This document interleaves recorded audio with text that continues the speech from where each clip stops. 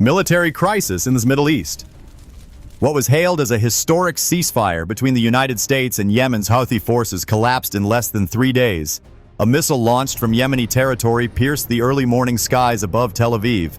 Sirens blared. Panic surged. The illusion of peace shattered. Israel's response was immediate and merciless. Stealth jets, precision bombs, and a message of its own. We are not waiting for Washington. But behind the battlefield smoke, something darker was at play. Hidden hands. Distorted signals. A third force, manipulating both allies and enemies like pieces on a chessboard. This isn't just another regional clash. It's a warning. One misstep, one misfire, and the world could fall headfirst into a war no one is ready for. Before we dive in, tell us, where in the world are you watching from? Leave a comment below and let's begin. They called it a victory. Cameras flashed, flags waved. Words like historic and breakthrough echoed across headlines. The ceasefire between the United States and Houthi forces was being hailed as the first step toward a more stable Middle East. In Washington, President Donald Trump stood behind the podium beaming. "Peace is never easy," he declared, "but America always chooses strength for peace." But beneath the surface, not everyone was clapping. In Tel Aviv, Israeli intelligence officers exchanged glances of quiet concern. Their monitors showed no sign of Houthi demobilization. No retreat. No silence. Just static. Then, 2 days later, the silence shattered. At 4:30 a.m., the sky over central Israel split with a scream, the sound of sirens. Residents awoke to panic. A Houthi ballistic missile launched from deep inside Yemen had entered Israeli airspace. Its trajectory was clear: Ben Gurion International Airport. The Arrow 3 missile defense system reacted within seconds, intercepting the missile just above the atmosphere. The explosion lit up the pre-dawn sky like a second sun. The fragments fell harmlessly, but the message did not. It wasn't a mistake. It was a statement. Houthi commanders declared that the ceasefire applied only to America, not Israel. As long as the Palestinian people are oppressed, their spokesman said, our resistance will continue. And with that, the truth was exposed. The ceasefire had been a mirage, a carefully staged illusion meant to blind the world. Israel did not wait for more speeches. By nightfall, F-35I Kadier fighter jets were roaring off runways from Ramat David Air Base. Their targets were precise: missile stockpiles in Marib, launch pads in Saada, and the port of Hudaida, long suspected of being the Iranian pipeline to the Houthis. The airstrikes were surgical. Explosions blackened the skies over Yemen's mountains. Fuel trucks lit up like torches. In the port, infrared drones marked Iranian-made munitions. Seconds later, a wave of JDAM bombs turned the dock into a crater. Yet it wasn't revenge. It was survival. For years, Israel had warned that letting proxies arm themselves unchecked would eventually drag the region into chaos. No one listened. Now, Tel Aviv burned with a quiet fury. In Washington, the response was muted. No statements, no retaliation, just silence. Some Israeli news outlets asked the question no one dared say aloud: has the U.S. abandoned us? Inside a dimly lit war room in Tel Aviv, one officer leaned forward and whispered, "We never stopped being alone. We just forgot." And so began the unraveling, not of peace, but of the belief that peace could be trusted. The ceasefire was dead, and in its ashes, something far worse was stirring, something no one could stop. The morning after the strike, a thick silence hung over Tel Aviv, not the silence of calm, but of restraint, of something massive being held back by fragile threads. Streets were open. Markets buzzed. But beneath every conversation, every breath, was a tension that ran deeper than fear. Israel had seen this pattern before. Provocation masked as resistance, funded by distant hands. But this time, there was no waiting. At 05:45 a.m., under a pale desert dawn, a formation of Israeli F-35I Kadier jets took flight. They didn't need words. The orders had been clear: cripple the launch capability, erase the depots, eliminate the threat at its root. High above the Red Sea, They banked west and vanished into Yemeni airspace, cloaked by stealth, guided by years of satellite mapping and intelligence gathered in shadows. The first bombs fell on Marib. Laser-guided JDAMs tore through bunkers hidden beneath old mining facilities. In a chain reaction, stockpiles of Iranian-supplied missiles erupted in towering fireballs. Nearby, a convoy of armed Houthis scrambled to flee. They never had the chance. GBU-39 small-diameter bombs, sleek and silent, ended the pursuit with cold precision. But the mission wasn't over. At Hodeidah port, UAVs circling high above locked onto a row of Iranian trucks. The drones relayed coordinates to an incoming wave of F-15I fighters. Within seconds, AGM-154 joint standoff weapons rained down with devastating force.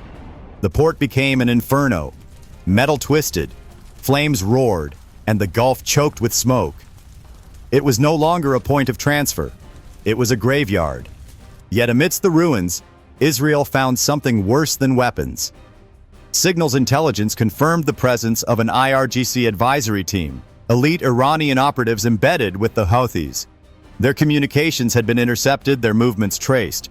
They weren't just teaching how to shoot, they were coordinating, guiding, commanding. This wasn't a proxy war anymore, it was a direct confrontation by other means.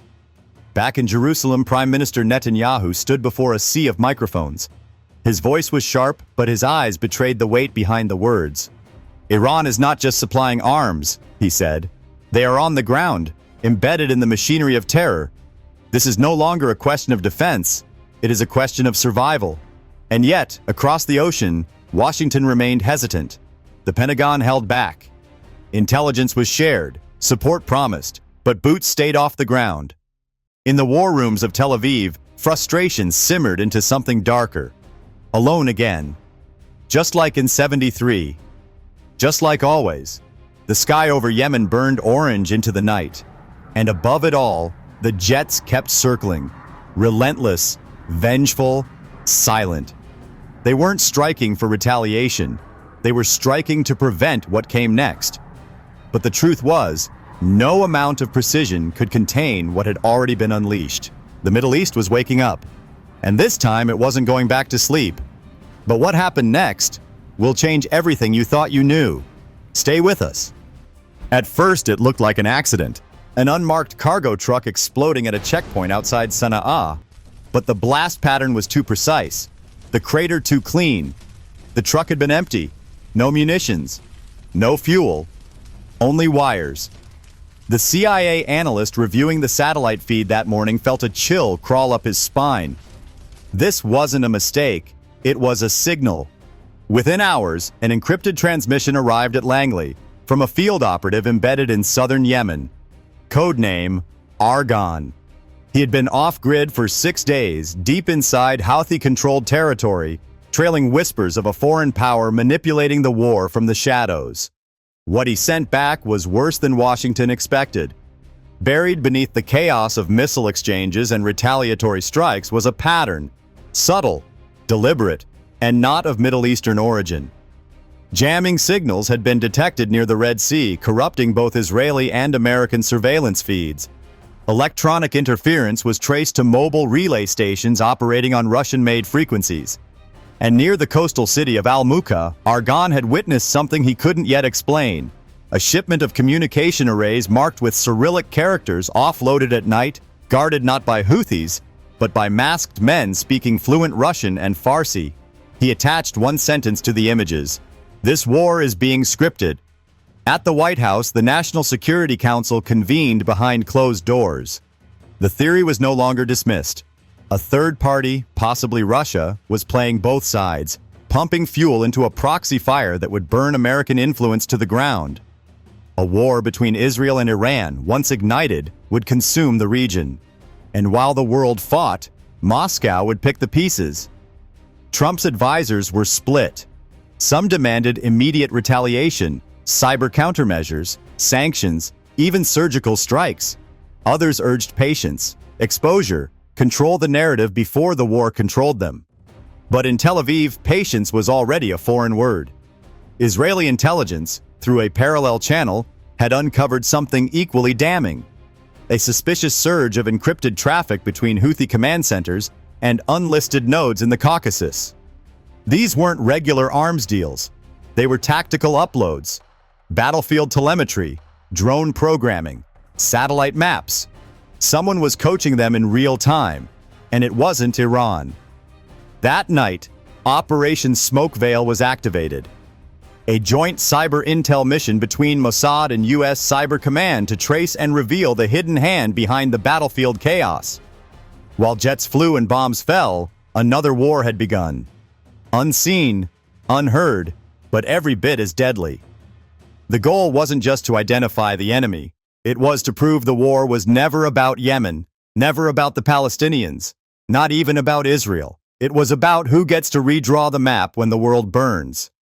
The USS Harry S. Truman sliced through the waters of the Gulf of Aden like a steel leviathan. On board, the atmosphere was tense but focused. Pilots prepped FA-18 Super Hornets for rapid response. Radar operators tracked every movement in the sky. Deep inside the warship, Commander Lee Daniels reviewed satellite intelligence with growing unease. Something wasn't adding up. The Houthis had never demonstrated this level of coordination before, not even with Iranian help. Their drones now executed synchronized wave attacks, hitting Israeli targets with eerie precision, striking at convoy junctions, radar sites, ammunition depots, not randomly, tactically. As Daniels studied the most recent heat map of launch origins, her screen blinked. 4 new UAVs had just taken off from the Yemeni coast, but their transponder signatures were scrambled, bouncing between frequencies. Not Houthi, not Iranian, unknown. She stood up. Sound general quarters. All hands to battle stations. Minutes later, as USS Roosevelt and USS Porter, 2 Arleigh-Burke-class destroyers, tightened formation around Truman, the trap was sprung. The drones accelerated, not toward Israel, but toward the fleet. First contact came at 03:17 hours. A drone broke through the outer radar net, skimming the waves at sea-skimming altitude, barely detectable. CIWS guns roared. The drone exploded mid-air, but not before it released a swarm of submunitions. Decoys, some said, others called them electronic probes. Within seconds, comms between Truman and CENTCOM were scrambled. For the first time in 2 decades, the U.S. Navy found itself digitally blind in open water.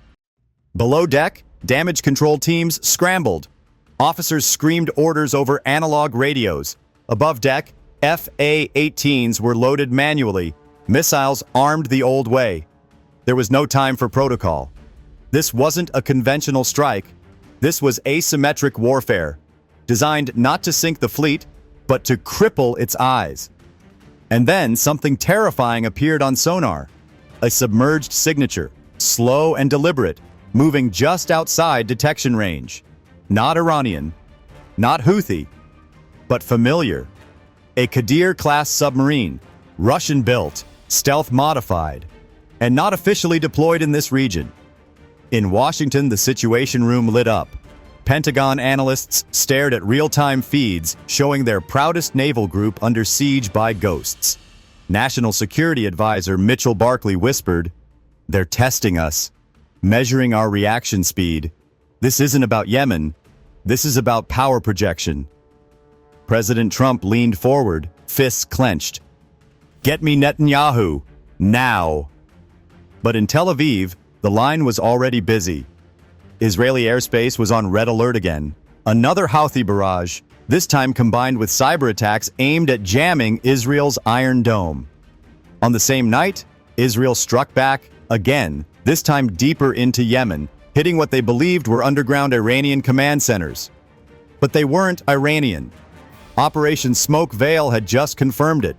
The coordinates had been rerouted, falsified, planted. Israel hadn't bombed their enemies. They had bombed a third party's trap. And now, the world was exactly where it was meant to be. One misfire away from total war. By morning, headlines across Israel screamed betrayal. Washington hesitates. Tel Aviv burns. Ceasefire for America. Missiles for us. Are we alone again? Inside the Israeli Knesset, anger replaced diplomacy. Ministers shouted over one another. Intelligence briefings were ignored. One man stood silent in the storm. Prime Minister Benjamin Netanyahu. His fingers tapped the table, methodically, coldly. The night before, he had authorized a deep strike in Syria, targeting what Mossad claimed was a hidden IRGC command center guiding attacks into Israel. But the fallout was immediate. Washington had not been informed. The White House was blindsided. And when the smoke cleared over Damascus, satellite imagery revealed the target had been misidentified. Dozens dead, none Iranian. Trump's voice over the encrypted call was icy. "You crossed a line, Bibi?" Netanyahu didn't flinch. "No, Mr. President. I reminded you where the line is." That was the last time they spoke. At the Pentagon, Trump's advisors were divided. Some pushed for tightening support, deploying Patriot batteries, expanding intelligence cooperation, and calming Israeli fears. Others warned that Netanyahu's rogue actions risked pulling the U.S. into a war it didn't want. A war designed by an invisible hand. But the Israeli public wasn't waiting for permission. Footage of Houthi missile fragments stamped with "Made in Iran" spread like wildfire. Funerals were streamed live. Families wept beside craters. Protesters flooded the streets of Tel Aviv, not just against Iran, but against American hesitation. One sign read simply, "A friend who waits is not a friend." Netanyahu saw an opportunity and took it. In a televised address, he spoke directly to both Israelis and Americans. "We are surrounded by enemies who wear different flags but share one mission, our destruction. If Israel must stand alone, we will. But history will ask, when missiles fell on our cities, where was our greatest ally? I say this not in anger, but in truth. We cannot outsource our survival." The words landed like a hammer in D.C. Trump, watching from the Oval Office, said nothing. His aides offered rebuttal drafts, press statements, damage control. He waved them off.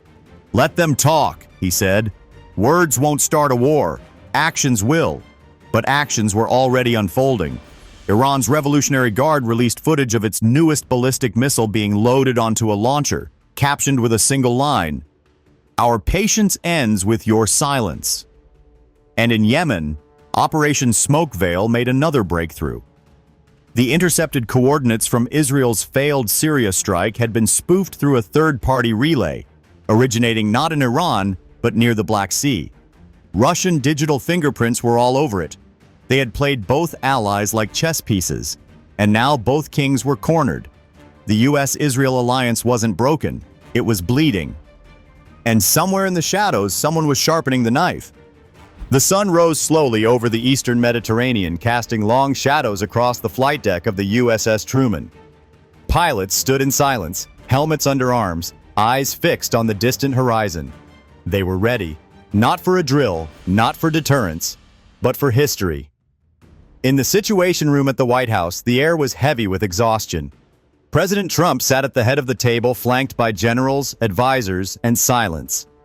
A dozen contingency plans lay spread before him, each one a door to a war they couldn't contain. The chairman of the Joint Chiefs pointed to the satellite feed. "F-35s are airborne. Israeli command is requesting we activate joint targeting protocols. They're preparing to strike Iranian positions directly. If we coordinate, we control the narrative. If we don't, they go rogue again." Trump didn't answer. Across the screen, another image appeared. Fresh drone footage from Smoke Veil. It showed a convoy in western Iraq, escorted by men in unmarked uniforms.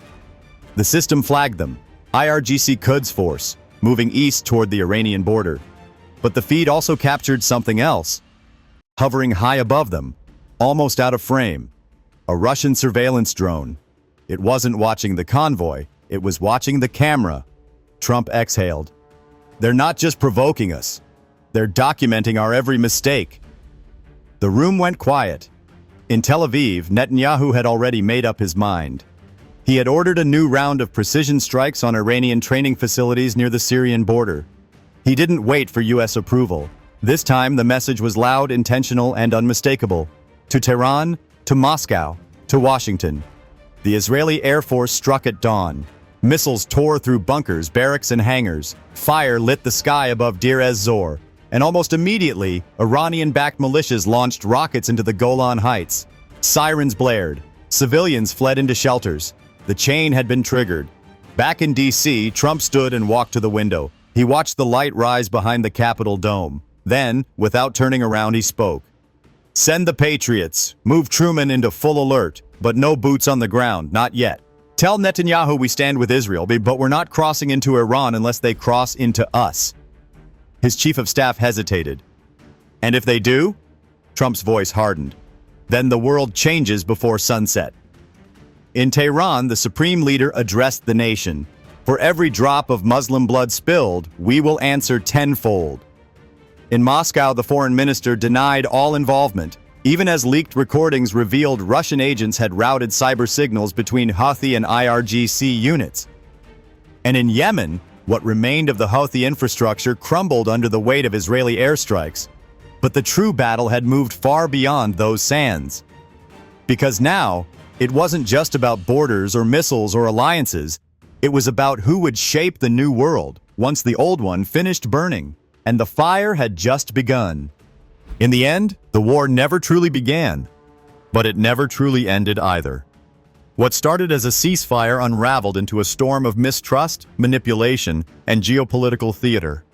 The missiles may have stopped falling, but the scars remain, etched not only in the rubble of distant cities, but in the fragile bonds between nations that once called each other allies. This story is not just about Israel, Iran, or the United States. It's a cautionary tale for a world teetering on the edge of pride and paranoia. It reminds us that peace without truth is a trap, and strength without restraint is a fuse. In a world where the first casualty is clarity, and every silence can be weaponized, the greatest danger is not the enemy we see, but the one we create by refusing to listen. What would you have done at dawn? Let us know. Where are you watching from?